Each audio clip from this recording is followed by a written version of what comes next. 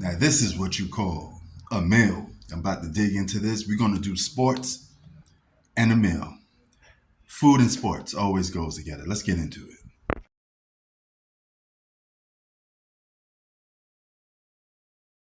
Kevin Durant, or should I say Kevin Durant.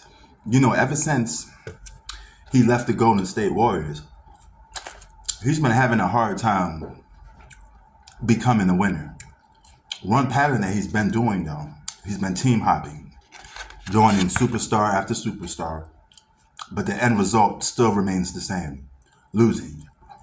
Now, he's on another year, different team, different title contender, but yet he can't get over the hump. He can't make his team look like a championship contending team. They keep failing to meet expectations. Even people pick them as title favorites, such as myself. But here's the problem. Kevin Durant don't know how to close games. He's on a team that when it hits the fourth quarter, they're one of the lowest scoring fourth quarter teams because they can't close games out. So, where does that leave Nigga, please. to Kevin Durant?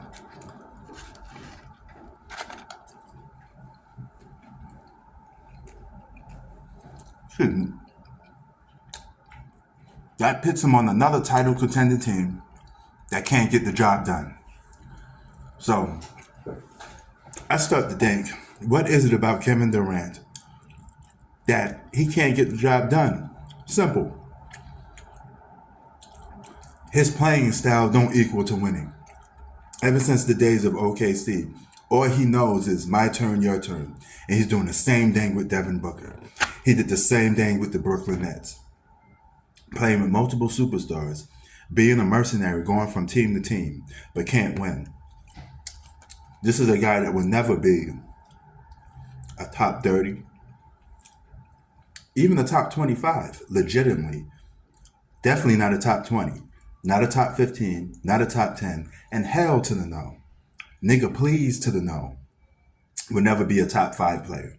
He will always be in the shadow of a guy like LeBron James and his peers before him because he can't win on the biggest stage there is without really legitimately being a number 2 or without stacking the deck. He's a guy that needs to stack the deck to win because he don't know how to close games. He don't know how to get the job done. And sadly, he's one of the greatest scorers in NBA history. But that scoring ability disappears when a team needs him most.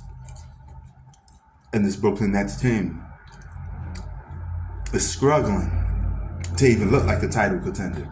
And even if you're not playing with Bradley Beal, you're still playing on the title contender, and you're still playing with Devin Booker and a bunch of good role players, and you can't get the job done.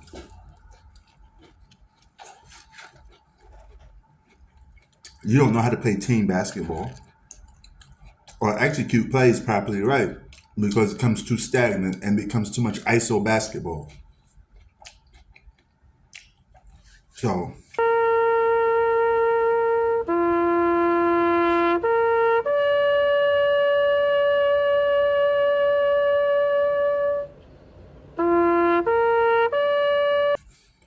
that leaves Kevin Durant with one decision. What the hell happened to you? Your whole career, you've been underachieving to a certain extent. Because you can't win without playing for a championship contending team that's already put into place, like Steph Curry. And that's a logical thing to say because we have never seen you win truly as a number 1 when you have to do most of the heavy lifting. You have a lot of people doing the heavy lifting for you. So, therefore, your legacy is shot. Your career is shot, if you ask me. You're done. Stick a fork in him. And he would never be judged in the same light or have the same burden of performance like we judge other players like a LeBron James or Kobe because he's not in that same light with them.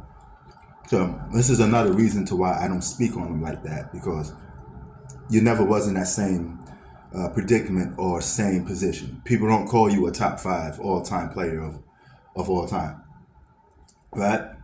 So you barely cracking the surface for most people for top 30.